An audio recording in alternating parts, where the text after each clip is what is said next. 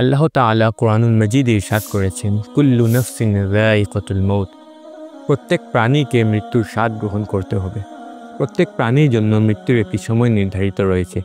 যখন তার মৃত্যুর সময় চলে আসে তখন তাকে একটি মুহূর্তের জন্য ছাড় দেওয়া হয় না। কোনো ব্যক্তি জানে না তার মৃত্যু কখন হবে, তবে এমন কিছু আলামত রয়েছে, এমন কিছু লক্ষণ রয়েছে যার মাধ্যমে বোঝা যায় একজন ব্যক্তির মৃত্যুর সময় নিকট চলে এসেছে।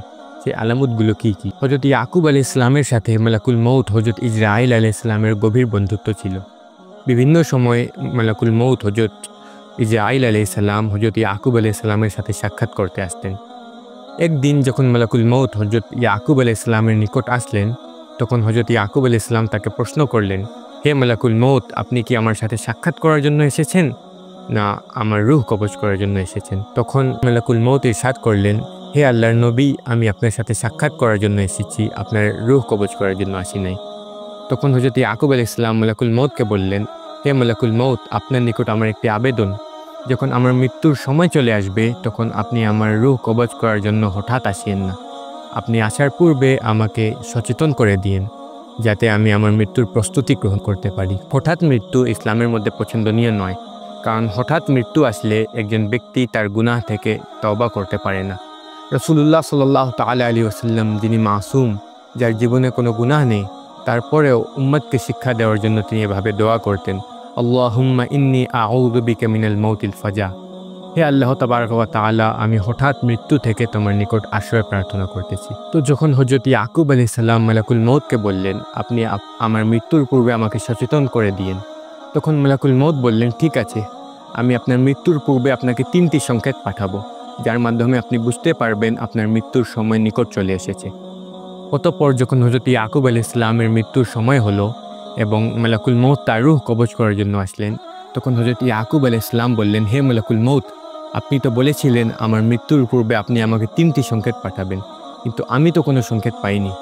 তখন হযরত ইসরাঈল আলাইহিস সালাম বললেন, হে আল্লাহর নবী, আমি আপনাকে সেই 3টি সংকেত পাঠিয়েছিলাম এবং প্রত্যেক ব্যক্তিকে আমি তার মৃত্যুর পূর্বে এই 3টি সংকেত পাঠিয়ে থাকি। তখন হযরত ইয়াকুব আলাইহিস সালাম বললেন, হে মালাকুল মউত, সেই সংকেতগুলো কি কি? তখন মালাকুল মউত বললেন, 1 নম্বর সংকেত হচ্ছে আপনার চুল, যা আগে কালো ছিল এখন তা সাদা হয়ে গিয়েছে। চুল সাদা হয়ে যাওয়া মৃত্যুর একটি সংকেত। যখন মানুষের চুল সাদা হয়ে যায় তখন বুঝতে হবে তার মৃত্যুর সময় নিকট চলে এসেছে। একদিন হযরত ওমর রাদিয়াল্লাহু তাআলা আনহু মানুষদের মাঝে বসেছিলেন। হঠাৎ একজন ব্যক্তি দাঁড়িয়ে বলল, ইয়া ওমর লা তানসা মাউতাক। হে ওমর, নিজের মৃত্যুকে ভুলে যেও না। এই কথাটি শুনে হযরত ওমর রাদিয়াল্লাহু তাআলা আনহু কেঁপে উঠলেন এবং সেই ব্যক্তিটিকে বললেন, হে ব্যক্তি, আজকে থেকে তোমার দায়িত্ব হচ্ছে প্রত্যেক দিন তুমি এভাবে আমাকে আমার মৃত্যুর কথা স্মরণ করে দিও। এরপর থেকে প্রত্যেক দিন সেই ব্যক্তি আসতো এবং হযরত ওমর রাদিয়াল্লাহু তাআলা আনহুকে তার মৃত্যুর কথা স্মরণ করিয়ে দিত। দীর্ঘ 1 মাস পর হযরত ওমর রাদিয়াল্লাহু তাআলা আনহু সেই ব্যক্তিকে ডাকলেন এবং তার শুকরিয়া আদায় করলেন এবং তাকে কিছু অর্থ দিলেন এবং বললেন, কাল থেকে তোমার আর আসার প্রয়োজন নেই। তখন সেই ব্যক্তিটি বলল, হে আমিরুল মুমিনিন, আমার থেকে কোনো ভুল হয়ে গিয়েছে? তখন হযরত ওমর রাদিয়াল্লাহু তাআলা আনহু বললেন, না। সেই ব্যক্তিটি বলল, আপনি কি আমার দায়িত্ব অন্য কোনো ব্যক্তিকে দিয়ে দিয়েছেন? হযরত ওমর রাদিয়াল্লাহু তাআলা আনহু বললেন, না।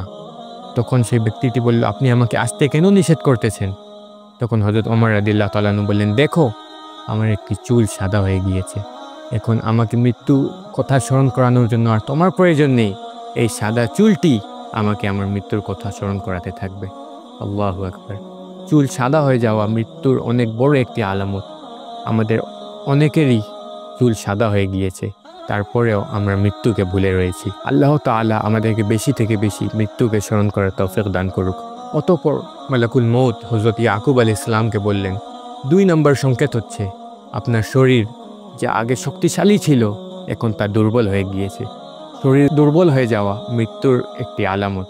যখন একজন মানুষের শরীর দুর্বল হয়ে যায়, তার শরীরের মধ্যে আগের মতো শক্তি থাকে না, সে আগের মতো কাজ করতে পারে না, তার শরীরের মধ্যে বিভিন্ন ধরনের অসুস্থতা এবং রোগ দেখা দেয়, বুঝতে হবে তার মৃত্যুর সময় নিকট চলে এসেছে। যে কোনো সময় হযরত ইসরাঈল আলাইহিস সালাম তার রূহ কবজ করার জন্য আসতে পারেন। অতঃপর মালাকুল মউত হযরত ইয়াকুব আলাইহিস সালামকে বললেন, হে আল্লাহর নবী, মৃত্যুর 3 নম্বর সংকেত হচ্ছে আপনার শরীর, যা আগে সোজা ছিল এখন কিছুটা ঝুঁকে গিয়েছে। শরীর ঝুঁকে যাওয়া এটা মৃত্যুর একটি আলামত। মানুষ যখন বৃদ্ধ হয়ে যায় তখন তার শরীর কিছুটা ঝুঁকে যায়। এই শরীর ঝুঁকে যাওয়াটা মানুষকে সতর্ক করে যে তার মৃত্যুর সময় নিকট চলে এসেছে।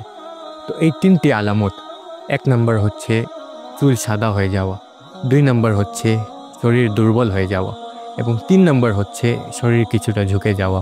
এটি হচ্ছে মৃত্যু নিকট হওয়ার আলামত, মৃত্যু নিকট হওয়ার সংকেত। এই সংকেত মানুষকে সতর্ক করে যে তার মৃত্যুর সময় নিকট চলে এসেছে, যেন মানুষ তার মৃত্যুর প্রস্তুতি গ্রহণ করতে পারে এবং তার গুনাহ থেকে তওবা করতে পারে। তবে এটি জরুরি নয় যে এই আলামতগুলো পাওয়ার পরেই একজন মানুষের মৃত্যু আসবে। অনেক সময় এই আলামতগুলো পাওয়ার আগেই মানুষের মৃত্যু চলে আসে। যেমন অনেক সময় এমন দেখা দেয় যে একজন বাচ্চার জন্ম হয়েছে এবং জন্মের সাথে সাথেই সে মরে গিয়েছে। অনেক সময় 10 বছর 15 বছরের ছেলে মৃত্যুবরণ করে, অনেক সময় 20 বছরের যুবকের মৃত্যু চলে আসে। তো এটি জরুরি নয় যে এই আলামতগুলো আসার পরেই একজন মানুষের মৃত্যু আসবে। তাই এটি মনে করা উচিত নয় যে আমার তো মৃত্যুর কোনো আলামত এখনও দেখা দেয়নি, আমার মৃত্যুর এখনও অনেক সময় রয়েছে। বরঞ্চ সর্বদা মৃত্যুকে নিজের নিকট মনে করা উচিত। আল্লাহ তাবারক ওয়া তাআলা আমাদেরকে বেশি থেকে বেশি মৃত্যুকে স্মরণ করার তৌফিক দান করুক। আমিন বিজাহিন নবিয়িল আমিন। আসসালামু আলাইকুম রাহমাতুল্লাহ।